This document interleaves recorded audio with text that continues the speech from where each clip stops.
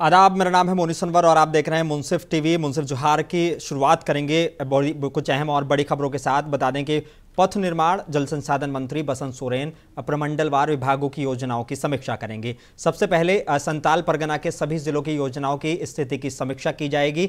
बसंत सोरेन उपराजधानी दुमका से यह समीक्षा बैठक की शुरुआत कर चुके हैं। बता दें कि इसमें सभी जिलों के डीसी, डीडीसी, इंजीनियर अधिकारी उपस्थित रहे और समीक्षा बैठक में योजनाओं की स्थिति की जानकारी ली जाएगी। लंबित योजनाओं पर विशेष रूप से फोकस रखा जाएगा। संताल में समीक्षा के बाद हजारीबाग, रांची, पलामू, कोल्हान में संचालित योजनाओं की भी समीक्षा की जाएगी।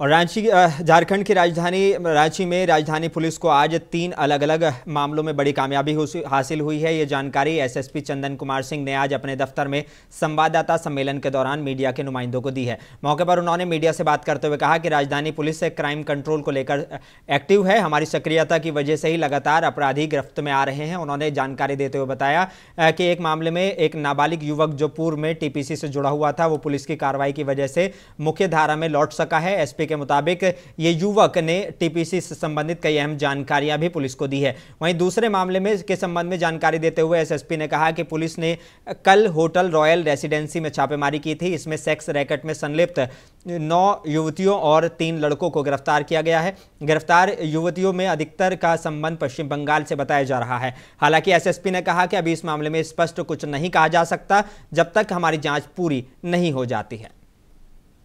के नेतृत्व में थाना प्रभारी मांडर और मांडर करने पदाधिकारी सक्रिय हुए, इन्फॉर्मेशन को वेरीफाई किया, उस पर उन्होंने गिरफ्तारी की है। गिरफ्तारी के बाद से जो अभियुक्त है उसके पास से जो है एक देसी कार्बाइन, एक देसी पिस्टल मैगजीन के साथ और एक देसी कट्टा और गोलियां बरामद हुई है। अपराध की पूरी तैयारी की जा चुकी थी। इसके सहयोगियों के बारे में इससे जो है पूछताछ की गई है, जिसको अभी डिस्क्लोज नहीं किया जा रहा है। और जो हथियार बरामद हुए हैं ये पूर्व से भी जो है कई कांडों का आरोपी रहा है, लूट के और गोली चलाने के। कुल मिलाकर 9 कांडों का आपराधिक इतिहास है। तो जो हथियार बरामद हुए पुलिस की बड़ी उपलब्धि है। पाकुड़ में वन प्रमंडल पाकुड़ में सौरभ चंद्र ने नए डीएफओ के पद पर अपना कार्यभार संभाल लिया है। श्री चंद्रा इससे पूर्व संप्रति वन प्रमंडल पदाधिकारी हजारीबाग पूर्वी वन प्रमंडल के पद पर पदस्थापित थे। इनका तबादला करके पाकुड़ में डीएफओ के पद पर नियुक्ति दी गई है। सौरभ चंद्र इससे पूर्व जब दुमका में बतौर डीएफओ के पद पर थे, उस समय भी 2 बार पाकुड़ में भी वन प्रभार प्रमंडल पदाधिकारी के पद पर अपनी सेवाएं दे चुके हैं। उन्होंने यही निवर्तमान प्रमंडल पदाधिकारी रजनीश कुमार से अपना पदभार ग्रहण किया है। और पदभार ग्रहण के पश्चात मीडिया से मुखातिब होते हुए उन्होंने कहा कि वन माफिया पर शिकंजा कसना उनकी पहली प्राथमिकता रहेगी और वन संपदा के संरक्षण को लेकर भी बेहतर प्रयास किए जाएंगे। पाकुड़ में एज ए डीएफओ मैंने आज योगदान किया है। पाकुड़ में परिचय मेरा पुराना रहा है। जब मैं पूर्व में दुमका डीएफओ के रूप में कार्य कर रहा था तो 2 बार ऐसा मौका मिला है जब मुझे पाकुड़ के डीएफओ के रूप में भी कार्य करने का समय मिला था। हालांकि वो काफ़ी अल्पावधि का था, काफ़ी कम समय का था, लेकिन उस बीच में ही डिवीज़न को कई तरीके से जान पाया। निसंदेह ये भौगोलिक क्षेत्रफल के हिसाब से ये छोटा जिला है, लेकिन कई मामलों में महत्वपूर्ण है। पड़ोसी राज्य का निकटवर्ती जिला होने के कारण वो गतिविधियाँ भी हैं। मेरी प्राथमिकता में रहेगा कि जो भी अतिवैध गतिविधियाँ हैं उसको कम से कम किया जा सके और उस पर रोकथाम किया जा सके। दूसरा चीज़ है कि यहाँ पर अभी वर्तमान में 3 रेंज है, लेकिन तीनों रेंज में किसी नियमित रेंज अफसर का पदस्थापन नहीं है। तो मेरा प्रयास ये भी रहेगा कि सरकार के स्तर से यहाँ पर नियमित रेंज अफसर का पदस्थापन हो जाए ताकि यहाँ के क्षेत्र में विकासात्मक कार्यों को और आगे तक ले जाया जा सके। लकड़ी माफिया पर सर आपका क्या रहेगा? लकड़ी माफिया पर मैं वहाँ पर शुरू से मेरी ठोस कार्रवाई की दृष्टिकोण रहती है। उस पर कोई 0 टॉलरेंस वाली पॉलिसी में मैं चलता हूँ। तो इसमें आपको निसंदेह मैं कहना चाहूँगा कि आने वाले समय में आपको इसका सुदूरवर्ती और दूरगामी परिणाम जरूर देखने को मिलेगा इसमें। सर ठीक है। डुमरी प्रखंड मुख्यालय में आजसू पार्टी के द्वारा 1 दिवसीय हल्ला बोल कार्यक्रम का आयोजन किया गया, जिसमें आजसू कार्यकर्ताओं ने प्रखंड में 1 दिवसीय धरना दिया, जहां आजसू नेता छक्कन महतो ने प्रखंड कार्यालय में भ्रष्टाचार का आरोप लगाया है। इसको लेकर उन्होंने डुमरी बीडीओ, अंचलाधिकारी सहित प्रखंड के कर्मचारियों को हर एक मामले में लोगों को से पैसा के लेन देन का आरोप लगाया है। इसको लेकर उन्होंने जांच की मांग की है और कहा है कि अगर इस राज्य सरकार ने एक्शन नहीं लेती है तो आजसू ने आंदोलन करने की चेतावनी दी है। पूरे झारखंड प्रदेश में भ्रष्टाचार का बोलबाला है। बिना पैसे का कहीं कोई काम नहीं हो रहा है, चाहे वो अंचल कार्यालय हो, चाहे प्रखंड कार्यालय हो, चाहे मोटेशन से संबंधित कार्यक्रम हो, चाहे अबुआ आवास चयन से संबंधित कार्यक्रम हो। पूरे झारखंड प्रदेश के तहत यह कार्यक्रम है, जिसमें आज हम लोग डुमरी प्रखंड मुख्यालय और अंचल मुख्यालय में धरना प्रदर्शन हल्ला बोल कार्यक्रम के माध्यम से सरकार को चेता रहे हैं, पदाधिकारी को चेता रहे हैं, हल्ला कर रहे हैं कि भ्रष्टाचार को रोका जाए और नहीं तो हम लोग सभी कर्मचारी पदाधिकारी को यहाँ से खदेड़ देंगे, क्योंकि बिना पैसे को कोई काम नहीं हो रहा। तो इसी के तहत हम लोग आज हल्ला बोल कार्यक्रम के तहत प्रदर्शन कर रहे हैं। भाजपा नेता प्रदीप प्रसाद ने के द्वारा पौधारोपण का कार्रवाई हर दिन बढ़ता ही जा रहा है। प्रताप प्रसाद ने आज इनरव्हील क्लब हजारीबाग के बहनों के साथ कटकम सांडी के कंचनपुर में पौधारोपण किया है। सदर विधानसभा क्षेत्र में पौधारोपण मुहिम आप सभी के साथ और सहयोग से काफ़ी सफल हो रही है। प्रसाद ने कहा कि यशस्वी प्रधानमंत्री नरेंद्र मोदी ने मन की बात कार्यक्रम में एक पौधा मां के नाम लगाने का आग्रह किया है।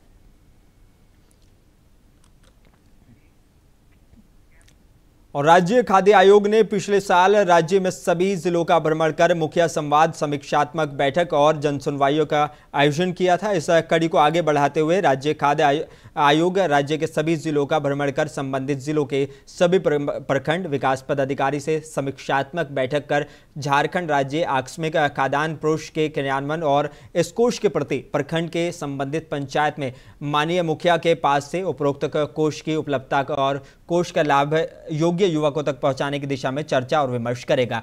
शुरुआत जामताड़ा जिले से होगी, तत्पश्चात धनबाद, बोकारो और रामगढ़ में कार्यक्रम आयोजित किया जाएगा और इन जिले के बाद देवघर, दुमका, पाकुड़, साहिबगंज और गिरिडीह जिले की तिथि आयोग द्वारा निर्धारित की जा चुकी है। इसके बाद अन्य जिलों में बैठकों की तिथि निर्धारित की जाएगी। आयोग की कोशिश है कि राज्य के सभी जिलों में उपरोक्त समीक्षात्मक बैठक 15 अगस्त 2024 तक संपन्न कर ली जाए।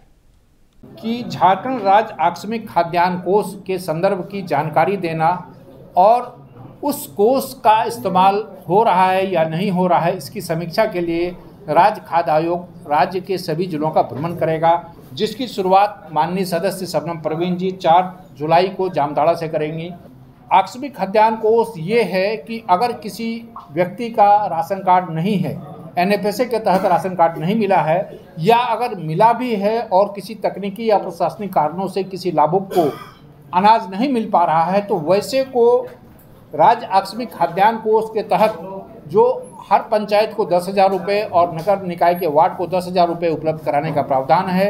उस 10,000 रुपये की राशि से बाजार मूल्य पर 10 किलो चावल खरीदकर योग्य लाभुक को देना है। साथ ही उस पंचायत और नगर निकाय की ये जिम्मेवारी है कि जिन लाभुकों को आकस्मिक खाद्यान्न कोष के तहत 10 किलो चावल उपलब्ध कराया गया है, उस व्यक्ति की, उस योग्य लाभुक की जानकारी जिला को दे और जिला प्राथमिकता के आधार पर उस व्यक्ति का राशन कार्ड बनाए। ये प्रावधान किया गया है और इसी प्रावधान की समीक्षा करने के लिए राज्य खाद्य आयोग के अध्यक्ष और सदस्य अलग अलग सभी जिलों का भ्रमण करेंगे और ये भ्रमण 15 अगस्त तक समाप्त करने की योजना है। धन्यवाद। और गढ़वा के ग्रामीण क्षेत्र भी अब हाई मास्ट लाइट से जगमग हो गए हैं। गढ़वा विधायक झारखंड सरकार के पेयजल एवं स्वच्छता और उत्पाद मद्य निषेध विभाग मंत्री मिथिलेश कुमार ठाकुर ने ग्रामीण क्षेत्रों में लगे 82 हाई मास्ट लाइट की पूजा अर्चना कर, नारियल फोड़कर और स्विच ऑन कर उद्घाटन किया है। गढ़वा प्रखंड के कोरवाडीह स्थित औलायत मोड़ पर आयोजित कार्यक्रम में मंत्री ठाकुर ने विधायक निधि से गढ़वा विधानसभा क्षेत्र के सभी प्रखंडों गढ़वा, मेराल, रंका, चिनिया और रमकंडा के विभिन्न गांवों में लगे हाई मास्ट लाइट का उद्घाटन किया है।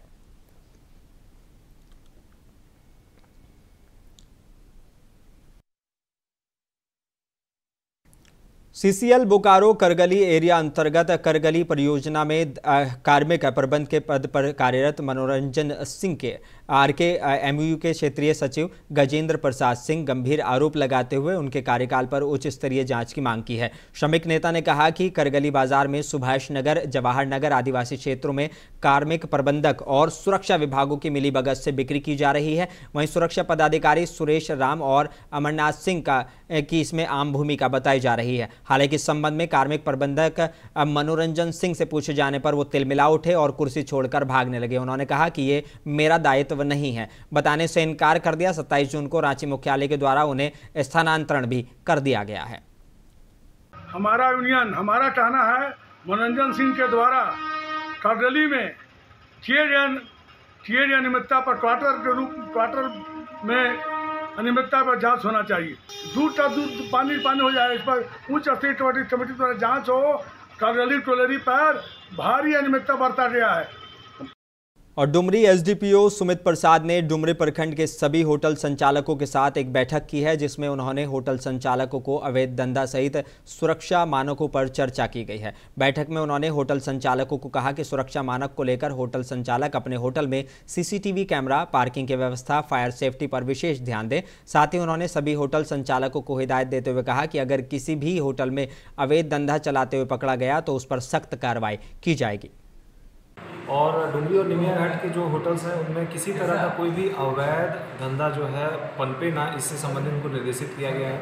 इसके अलावा जो सुरक्षा के जो मानक पैमाना है उन पर उन लोगों को निर्देशित किया गया है कि आपके वहाँ पे सर्टिफिकेशन जो फायर एक्सटिंग्विशर का हो उसका होना चाहिए। इनफैक्ट जो आपका कैमरा है सिक्योरिटी पर्पज़ के लिए वो होना चाहिए। जो आपका थाना के जो होटल के सामने जो पार्किंग है उन पार्किंग में किसी तरह का कोई भी चोरी या इस तरह का घटना ना घटित हो, उन सब पे उनको निर्देशित किया गया है। इसके अलावा एक जो इम्पोर्टेंट उनको बात बताई गई है उसमें है कि किसी भी तरह का अवैध धंधा होटल के अंदर नहीं संचालित किया जाए। इस संबंध में उनको दिशा निर्देश दिया गया है। और बेरमो अनुमंडल के पेटरवार थाना इलाके के पेटरवार तैनू रोड के ओबरा में बिना नंबर ट्रैक्टर और कार में टक्कर हो गई। टक्कर इतनी जबरदस्त थी कि दोनों गाड़ियों के परखच्चे उड़ गए। वहीं ट्रैक्टर ड्राइवर गाड़ी छोड़कर फरार हो गया, जबकि मारुति अर्टिगा में 4 लोग सवार थे जो तमाड़ के रहने वाले हैं। वहीं सरकार के द्वारा चलाई जा रही 108 एम्बुलेंस से ग्रामीणों के सहयोग से पेटरवार सामुदायिक स्वास्थ्य केंद्र घायलों को लाया गया, जिसमें एक व्यक्ति को पेटरवार स्वास्थ्य केंद्र में डॉक्टर हेमलता के द्वारा प्राथमिक इलाज कर रांची रिम्स रेफर कर दिया गया है, जबकि सूरज कुमार दत्ता को चोटें आई हैं लेकिन स्थिति सामान्य है। सूरज दत्ता ने बताया कि वो गोमिया प्रखंड के साडम में तमाड़ रांची के एक शादी समारोह में आए थे और वापस जा रहे थे। इसी दौरान ये हादसा हो गया। पेटरवार पुलिस दल बल के साथ घटनास्थल पर मौजूद रहा। साडम तरफ से जा रहे थे बुंडू, इधर से ट्रैक्टर वाला मेरे साइड आके रॉन्ग साइड में हमें को मार दिया। सब ठीक है, बस हमें चोट लगा है आँख में, हाथ में, थोड़ा छाती दर्द कर रहा है। बेरा के पास में ट्रैक्टर और के बीच में हुआ। यहाँ 3 पेशेंट आए हैं उसमें एक्सीडेंट के लिए, बाकी ये तीनों हॉस्पिटल में और सूरज को राइट हैंड में थोड़ा चोट है और दर्द भी है, तो उसको भी एक्सरे किया। क्या नाम हुआ मैडम आपका? आपका नाम क्या हुआ? हेमलता, डॉक्टर हेमलता। मुख्यमंत्री मेघा छात्रवृत्ति योजना 2024 का आयोजन बेरमो प्रखंड के उत्तरी पंचायत के जारंगडीह में स्थित राजेंद्र उच्च विद्यालय के केंद्र बनाकर आयोजित की गई। इस परीक्षा के अंतर्गत कुल 400 छात्राओं का केंद्र नियुक्त किया गया है। कुल 52 छात्र छात्राओं ने परीक्षा में अपनी उपस्थिति दर्ज की। परीक्षा प्रांत सुबह 10:45 से दोपहर 2 बजे तक इसका आयोजन किया गया। यह परीक्षा OMR शीट पर आयोजित की गई है। 2 विषयों की परीक्षा और MAT, SAT और MAT mental ability test, SAT scholastic aptitude test की परीक्षा ली गई है। इंडस्ट्री को बुला करके पूछ लीजिएगा कि उनको किस तरीके का जो है सुविधा चाहिए इसको लागू करने के लिए। देखिए, लागू तो करना चाहिए, लेकिन अगर इंडस्ट्री को किसी और तरीके से छूट दे दें, टैक्स के माध्यम से, बिजली के बिल के माध्यम से, किसी भी तरीके से, ताकि उनकी जो मुनाफा है उस बीच में, क्योंकि देखिए न्यूनतम मजदूरी नहीं देने का मतलब है कि ये करोड़ों लोग जो है और लाखों, कम से कम जमशेदपुर और आदित्यपुर और आप सब लोग के लिए भी उसका जो फायदा आप लोग को नहीं मिलेगा। लेकिन इंडस्ट्री का कहना है कि हम भी बहुत तकलीफ में हैं।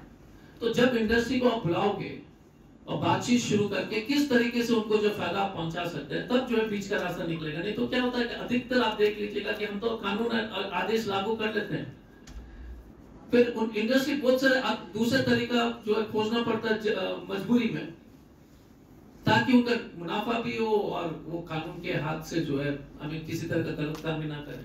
ये स्वाभाविक है। एक अच्छी खबर ये जरूर मैं कहना चाहूंगा, ये सिर्फ टाटा स्टील को तारीफ करने के लिए नहीं है, लेकिन जरूर ये बात है क्योंकि मैं पहले कॉन्ट्रैक्ट लेबर की जो स्थिति थी, एक अच्छी बात ये है कि हम अब सुनते हैं जमशेदपुर में हर एक मजदूर के।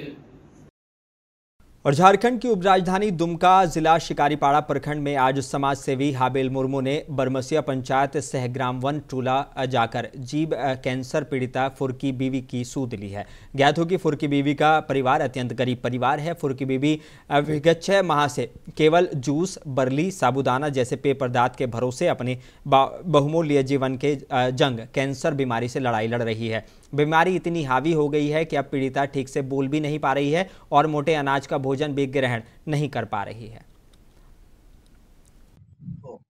ताकि एक गरीब परिवार को ऐसा इलाज मिल सके, ताकि वे अपना इलाज करा करके अपना बहुमूल्य जीवन को बचा सके। और इसके साथ साथ हमारा बीच में है हमारे मैनेजर जी, उम्मीद करेंगे इस परिवार से लगातार आप संपर्क में रहे हैं तो आप बताएंगे इनके बारे में। मैं लगातार इस परिवार से संपर्क में रहा हूँ और जितना तक मुझे जानकारी है, इन्होंने 2-4 जगह दिखाया, रामपुर हाट दिखाया, शिवली दिखाया, बर्दवान दिखाया, फिर पटना दिखाया, गुजरात लेके गया।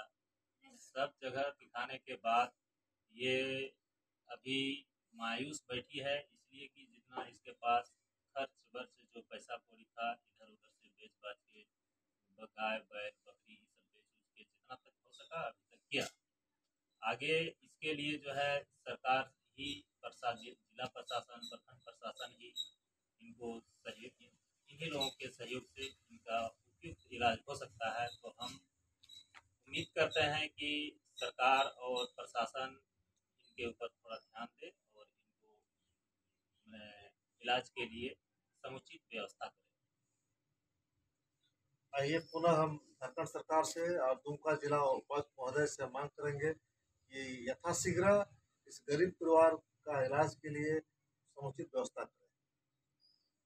और साहिबगंज कलेक्ट्रेट सभागार में साहिबगंज उपायुक्त हेमंत सती की अध्यक्षता में मासिक प्रेस कॉन्फ्रेंस का आयोजन किया गया। उपायुक्त ने बताया कि साहिबगंज जिला के विगत कुछ सालों में कक्षा 10वीं और 12वीं की वार्षिक परीक्षा में परीक्षाफल संतोषजनक नहीं आया है। साल 2023-24 में 10वीं में जिले का स्थान 23वां रहा और 12वीं में विभिन्न संकाय में 20वां स्थान या उससे निचले स्थान पर है। उपायुक्त ने बताया कि परीक्षाफल निराकरण के लिए प्रोजेक्ट समीक्षा अभियान चलाया जाएगा। हर स्कूल में विभिन्न पदाधिकारियों को टैग किया गया है। इस कार्यक्रम के तहत जिला और प्रखंड स्तरीय सभी पदाधिकारियों को संबंधित स्कूलों के संरक्षण के रूप में नामित किया गया है। उन्होंने बहुत ही अच्छा इस पर काम किया है। प्रत्येक स्कूल में हम लोगों ने 107 स्कूलों को चिन्हित किया जो 12वीं के और 10वीं के स्कूल थे। उन सभी स्कूलों में हम लोगों ने जिला स्तरीय पदाधिकारी से लेकर के और थाना प्रभारी तक हर एक ऐसे व्यक्ति को जो शिक्षा के कार्य में रुचि रखता है, हम उस विद्यालय का संरक्षक नियुक्त किया। इस संरक्षक की क्या भूमिका होगी?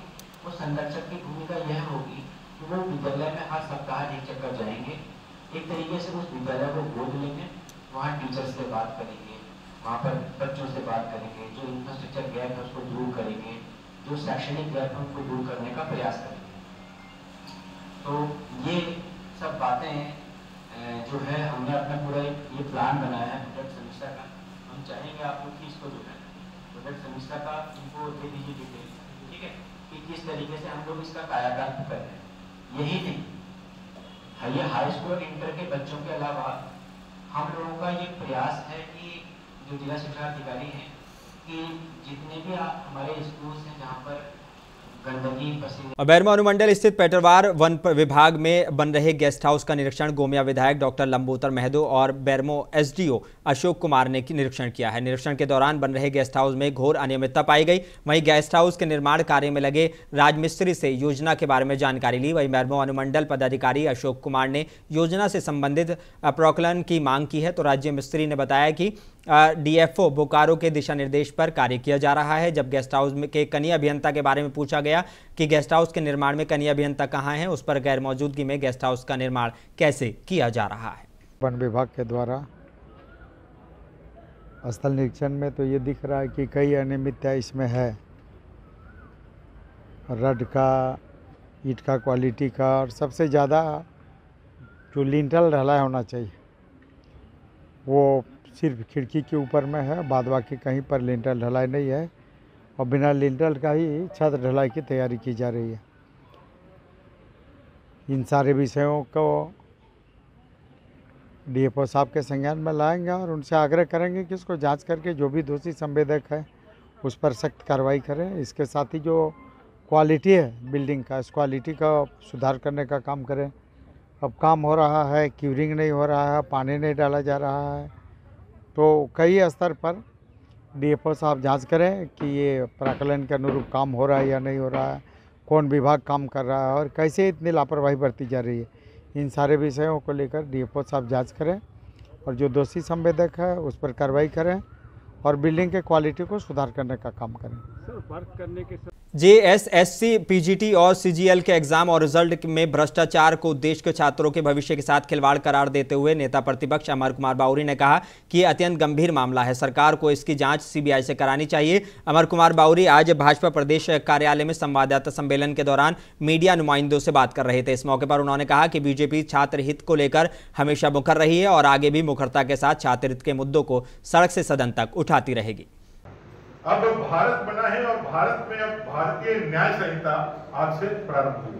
सबसे पहला बात, कोई अगर अपराधी या कोई भी यदि पकड़ा जाता है, किसी के प्रति यदि कोई घटना होती है तो लोग न्याय की आशा करते हैं, दंड से ज्यादा न्याय की आशा करते हैं। न्याय होगा तो जो दोषी होगा उसको दंड मिलेगा, लेकिन जो पहले अंग्रेजों के द्वारा जो स्थापित मूल्य था उसमें दंड देना प्राथमिकता था, उसमें भारतीयों के लिए कोई राइट्स नहीं था और उसी को कांग्रेस और कांग्रेस के नेताओं ने और जो पूर्ववर्ती सरकारों ने उसी मानसिकता को आगे बढ़ाने का काम किया। इसलिए कभी भारतीय न्याय व्यवस्था की चर्चा जो पुरातन काल से चली थी वो स्थापित नहीं हो पाई। इसलिए भारतीय न्याय संहिता आज से लागू हुआ है और कई एक ऐसे जो आज के समुचित या समसामयिक कानून नहीं थे उनको हटाया गया है और मुझे लगता है कि अब भारत का, सही मायने में भारत का जो न्याय संहिता और न्याय व्यवस्था का जो कानून है आज से लागू हुआ है। हम 1 अरब 40 करोड़ देशवासियों को बधाई देते हैं और नरेंद्र भाई मोदी जी को और उनकी पूरी टीम को धन्यवाद देते हैं। और आज हजारीबाग में पुराना बस स्टैंड के पास करजन ग्राउंड हजारीबाग स्टेडियम में डिस्ट्रिक्ट राइफल्स टूर्नामेंट का समापन सह पुरस्कार वितरण समारोह आयोजित किया गया। इस कार्यक्रम में कांग्रेस के वरिष्ठ नेता मुन्ना सिंह विशिष्ट अतिथि के रूप में सम्मिलित हुए। मुन्ना सिंह ने अपने संबोधन में कहा कि राइफल्स टूर्नामेंट ने हजारीबाग के युवाओं को न सिर्फ खेलों में बल्कि अनुशासन और साहस में भी उत्कृष्ट प्रदर्शन के अवसर प्रदान किए हैं। राइफल शूटिंग क्लब का यहाँ जो है पर स्थापना किया, ये काफी सराहनीय कार्य है जिसमें हमारे यहाँ के प्रतिभाशाली बच्चे, एक बच्चे जो 4 मेडल यहाँ पे गोल्ड मेडल प्राप्त कर रहे हैं। एक बच्ची हमारी 3 गोल्ड मेडल प्राप्त की, सिल्वर मेडल एक बच्चे 3 जो ले रहे हैं। ये हम लोग के लिए काफ़ी हर्ष का विषय है और हम सभी हजारीबाग के जितने भी हम लोग जागरूक लोग हैं, हम लोग का दायित्व बनता है कि इसको और अच्छे से सजाएं संवारें। और जो भी उस दिन परसों के दिन जो बात हो रही थी डीसी मैम से कि लॉन्ग रेंज जो शूटिंग का व्यवस्था कराने के लिए वो भी प्रयास करके कराया जाए कि बच्चों को जो बाहर कहीं प्रैक्टिस के लिए जाना पड़ेगा हजारीबाग में उपलब्ध हो। और इनका आगे जाके हम लोग का यही शुभकामना है कि नेशनल इंटरनेशनल गेम में भी हमारे हजारीबाग के बच्चे जाएं और हजारीबाग का नाम रोशन करें, क्योंकि खेल में भी अब काफ़ी संभावनाएं हो गई हैं जिससे आप अपने भविष्य को अपना करियर के रूप में ले सकते हैं। बहुत बहुत धन्यवाद। और एक बार नजर डालेंगे हेडलाइंस पर। आज मंत्री बसंत सोरेन ने अपने विभागों के मद्देनजर बुलाई बैठक, तमाम जारी योजनाओं की मीटिंग की समीक्षा की।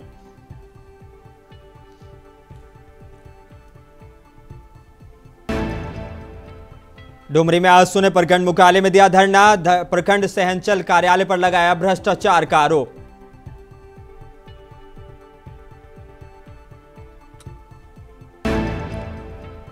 पाकुड़ में सौरभ चंद्र ने संभाला डीएफओ का कार्यभार। वन माफिया पर शिकंजा कसना बताई पहली प्राथमिकता।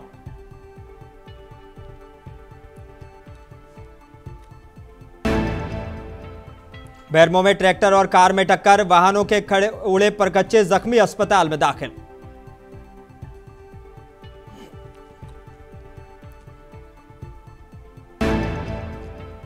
और हजारीबाग डिस्ट्रिक्ट राइफल्स और टूर्नामेंट का हुआ समापन, विजेताओं को किया गया सम्मानित।